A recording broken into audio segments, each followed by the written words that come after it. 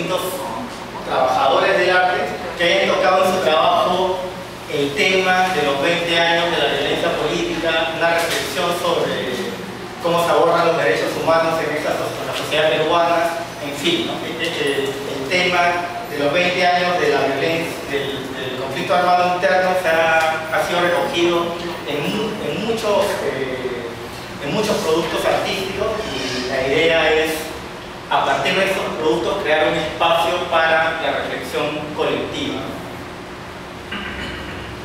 ¿Por qué? Porque creemos que efectivamente existe una manera hegemónica de transmitir el conocimiento, ¿no? Que es el texto escrito, ¿no? O sea, papelito manda, como dice, es decir, si no está en un libro, no existe, no es serio.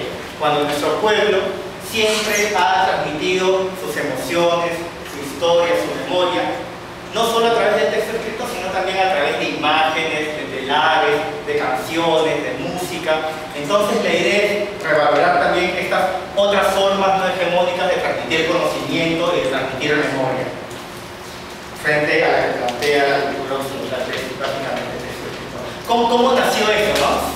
Así medio al champazo hay un precedente que fue el 5 de abril, distintos activistas de derechos humanos y organizaciones de derechos humanos quisieron hacer algo conmemorando el golpe de Fujimori el 5 de abril. Porque, bueno, como saben, en Lima hay un sentido común pues, que justifica el autoritarismo, la matanza de personas, en fin. Entonces dijimos, ¿qué hacemos? Y se nos ocurrió apostar por el arte, ¿no? Es decir, que buscar obras de arte que hayan denunciado o tocado el tema de lo que fue la dictadura fujimorista y hacer una especie de túnel de la memoria, ¿no? Esto iba a ser en la Plaza San Martín, después se nos negaron el permiso, en fin, y se terminó haciendo en el Parque de la Muralla. Y en este evento también se hicieron actividades paralelas como obras de teatro, pintado de murales móviles, en fin. Y para nuestra sorpresa fue algo muy positivo en la evaluación, ver que a la gente la habían movido mucho, se habían generado muchos debates dentro de este espacio. Uno casi se va a los golpes, en fin, ¿no? Porque la gente opinaba, en fin, vimos cómo el arte realmente podía ser un dinamizador de aspectos ideológicos en las personas, ¿no?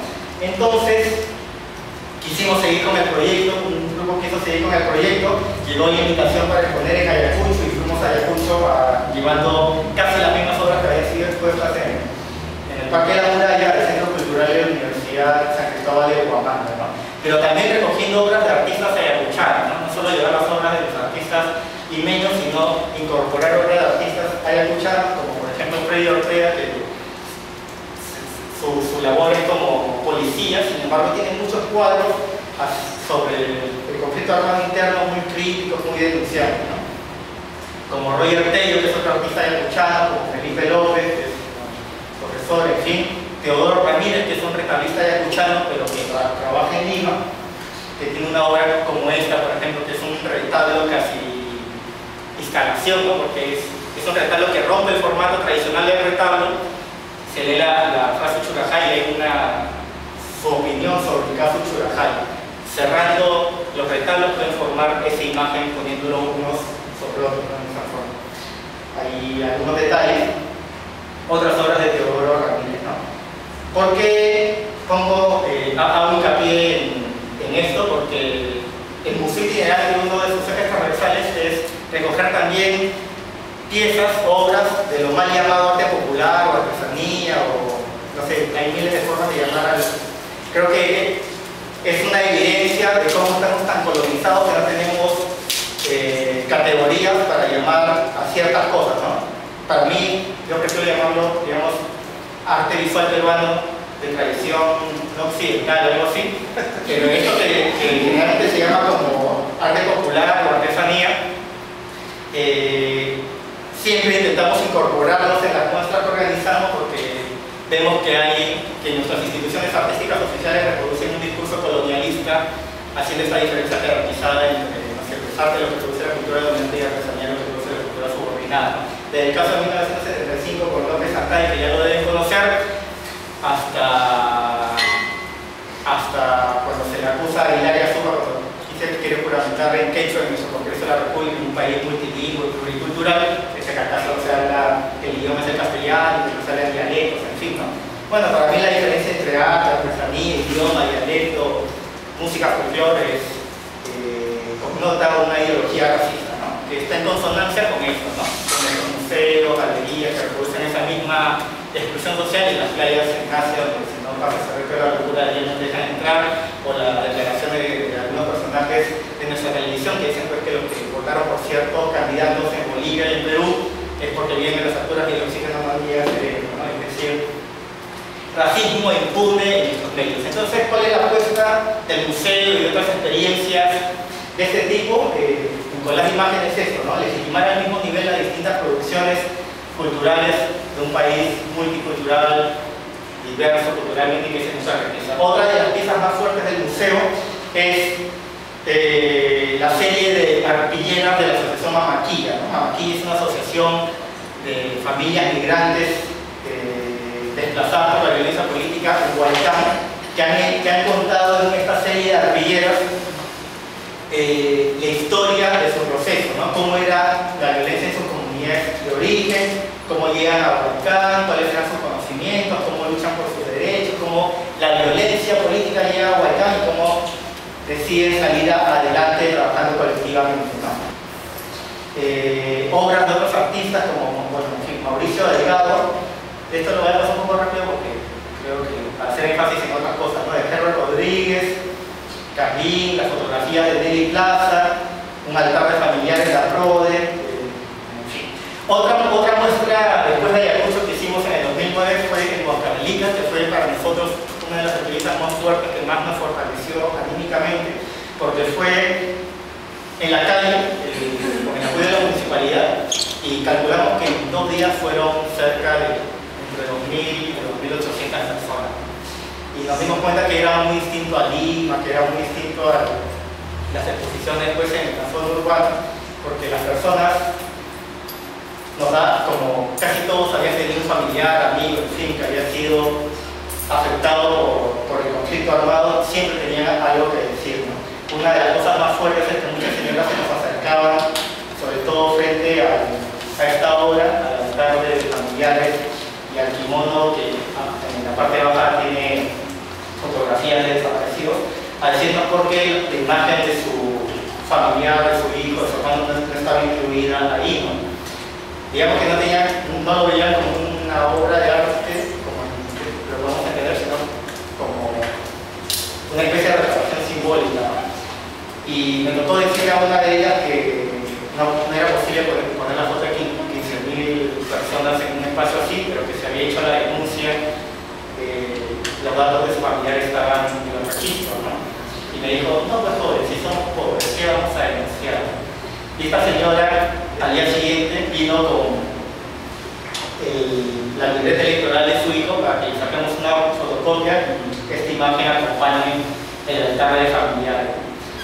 Entonces, cosas como esta fueron fortaleciéndonos y haciéndonos tomar conciencia de cómo estas piezas de arte o estos productos simbólicos tenían un potencial para llegar a la gente de una manera distinta, ¿no? Y así como en Ayacucho y en Huancavelica, el museo tiene mucho éxito, genera mucha participación y comentario de la gente. En Lima puede ser lo contrario, ¿no? Nos enfrentamos más a personas que nos gritan cosas negativas, ¿no? Por ejemplo, instalar una de las obras, las personas por la acusan la artista, le acusan de terrorista, cuando hay obras que son homenaje a Elena Moyano, que denuncian las matanzas del Sendero Luminoso, igual que esta acusan de centralista, de terrorista. Dicen, una vez a mí me dijeron, ¿pero qué gobierno no ha matado? Para arreglar las cosas tiene que morir gente. Como diciendo que somos muy jóvenes para entender lo que ha pasado. Como que si las posiciones éticas frente a la vida fuese una cuestión generacional y tiene que ver con la edad. Bueno, en la Plaza San Martín, con la nueva gestión municipal, puedo presentarlo varias veces, por el 5 de abril, en fin, por el Día de la Mujer. Este es otro, no me acuerdo cuál era la conmemoración del día, pero fue la Plaza San Martín, haciendo una instalación con estas imágenes y la obra de Aquito Bercán, que lo voy a explicar mejor en la parte final de aprendizaje, ¿no? Volvimos a ir a Ayacucho llevando obras en un evento de familiares, organizaciones de familiares. Pintamos un mural también gracias al apoyo del Centro Cultural de la Universidad, junto con artistas, con estudiantes de la Escuela de Bellas Artes de Ayacucho. Y una experiencia muy linda para nosotros también fue ir a Pampachaca, que es una comunidad, digamos que a 15 minutos de Huanta, en donde con la plata de las reparaciones construyeron un local comunal, porque la lista de cosas que puedes hacer con la plata de reparaciones no hay un museo de la memoria. Hicieron un local comunal y este local comunal lo usa la comunidad como un lugar, un museo de la memoria. Entonces ustedes pueden ver en ese espacio fotos de muchos de las personas de la comunidad que han desaparecido, tanto por la violencia senderista como por la violencia de las Fuerzas Armadas. Llegamos ahí por contactos, amigos, en fin, porque querían ellos pintar un mural en su local comunal. Y lo que nosotros hicimos es, generalmente los artistas venimos de yo soy artista, yo pinto, yo hago idea, ¿no? Me pueden ayudar como mano de obra. Y la dinámica que nosotros intentamos es distinta, ¿no? Lo que hicimos acá fue un taller de contenidos, es decir, que las personas decidir colectivamente qué cosas pintar, qué contenidos pintar, y la gente misma decidió hacer no hacer un mural como pensábamos nosotros, sino hacer tres. Uno sobre cómo era la comunidad antes de la violencia, dos, cómo era la comunidad durante la violencia, y tres, cómo era la comunidad, digamos, ahora, ¿no? Y como ven ahí, no solo ellos decidieron, sino también pintaron. Bueno, por supuesto que con la asesoría, ayuda, un poco de dirección de las personas que hemos tenido la suerte de estudiar arte, en fin, pero nos decían, ¿sabes qué? Los gorritos no son así, ¿no? Así no son las fallas de corregir, ¿no? Y ahí está más o menos cómo quedaron los tres murales, y a mí me llama mucho la atención el final, lo que ellos querían, la escena final de ahora, querían que vaya la fase triunfada, ¿no?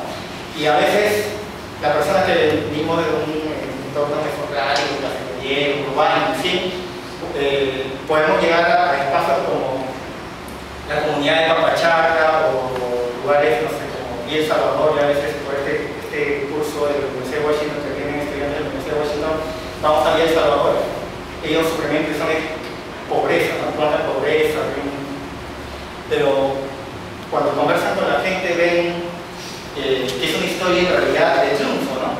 Que estas personas han vencido a la penal, estas personas han vencido a la violencia política de ambos lados y que han salido adelante a pesar de eso, ¿no? Es decir, para nosotros es una historia de triunfo, ¿no? Es decir, alguna vez Anto Quilla hace un artículo sobre la arquitectura en El Salvador y siempre dejar los fierros porque siempre se espera hacer un segundo piso, un tercer piso, y llama la arquitectura de la esperanza. Es eso, ¿no? La esperanza de siempre es salir adelante, vencer todas las dificultades. Entonces, yo creo que si bien todo este proceso del conflicto armado interno es una experiencia dolorosa como país, también para muchos de nosotros es una historia de triunfo, de vencer todos los obstáculos de una sociedad pacífica, excluyente. Más cosas que han sucedido el año pasado, volvimos a Cumple, volvimos a la Católica a la de Salvador de la UNAM. Fuimos hace poco a Barcelona para el homenaje a Saúl Cantoral, que organizaron sus familiares y organizaciones sociales de allá. Y nos hemos presentado también dentro del programa Cultura Viva de la Municipalidad en 3 parques zonales, dando distintas piezas de arte, ¿no? Y hemos hecho otro tipo de acciones como intervenciones en el plantón frente al Palacio de Justicia por el caso de Melissa Alfaro, una de Mamá Rebelde, por el tema del agua, distintos talleres, conferencias, en fin, encuentro con organizaciones sociales, después con Maquilla en arte, en fin. Entonces el museo básicamente busca hacer eso, un espacio de intersección entre el arte, los activistas de derechos humanos, las organizaciones sociales, un espacio para disputar sentidos comunes, ¿no? La susceptibilidad de las personas, interculturalidad, interdisciplinaridad como pilares para construir una sociedad mejor, en fin, ¿no? Frente a una sociedad que es indiferente y racista frente al dolor de otro ser vivo, ¿no? Como esta pieza que también acompaña el Museo de Alfredo Márquez dicen que somos el atraso, ¿no? Entonces, para mí, ¿cuáles son los aprendizajes más fuertes de todo este proceso? ¿No? Son tres. Uno, que el arte tiene un potencial transformador. Pongo el ejemplo de una obra que hemos expuesto en el Centro Cultural de Bellas Artes, que es la banderola de Copadera. Copadera es una organización de familiares de afectados por la violencia política, y cuya banderola está conformada por pedacitos de trabajos artísticos, generalmente en arpillería o en dibujo, unidos todos. O sea, cada miembro de Copadera ha intervenido un retacito de Tocuyo y después juntándolos han hecho esta banderola. Que esta banderola acompaña todas sus marchas y movilizaciones. ¿Okay? Todas sus marchas y movilizaciones. Y es un ejemplo de cómo es una intersección entre el arte, lo político, lo social, y cómo personas que no están ligadas mucho al quehacer artístico tienen un espacio de confluencia con la producción simbólica, ¿no? Y como digo, esta obra puede estar en esta galería, como puede estar en una marcha o en una manifestación pública, ¿no? Dos, que es una especie de recreación simbólica para mucha gente, que eso lo hemos descubierto en el camino. En el caso que Joaquín Huanca habilita, pues también otro caso que sucede en Lima con la obra de Aquito Bertrand, que consiste en un montón de 7.000 piezas de Tocuyo con información de cada uno de los desaparecidos. Llegó una señora preguntando si entre todos esos pedacitos estaban sus hermanos. Bueno, y a mí no me pasó, estaba otro miembro del museo ahí, me cuenta que como acá en 1000 cosas le dijo, mire, no sabemos, pero acá está el libro con todos los nombres que están en la obra, y leyó el libro y se puso a buscar a la señora, y después de un buen rato encontró el nombre de sus hermanos. Dice que acarició esa hoja diciendo mis hermanitos, ¿no? Acariciando el cuaderno como que si fuesen sus hermanos ahí. Y después, en una de las fotos o uno de los videos, se ve a la señora poniendo unas flores, esa no es la foto, pero se ve poniendo unas flores y quedándose un buen rato en uno de estos repasillos de tela.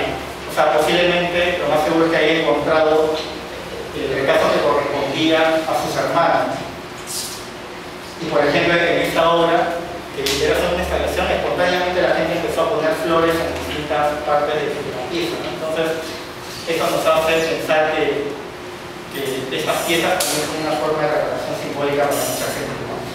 Y lo otro es que, más que enfocarnos en el producto final, nuestra apuesta es por generar el proceso, es decir, que el arte sirva como plataforma para generar un proceso de transformación social y de construcción democrática, ¿no? Entonces, tal vez los murales finales no son, pues, no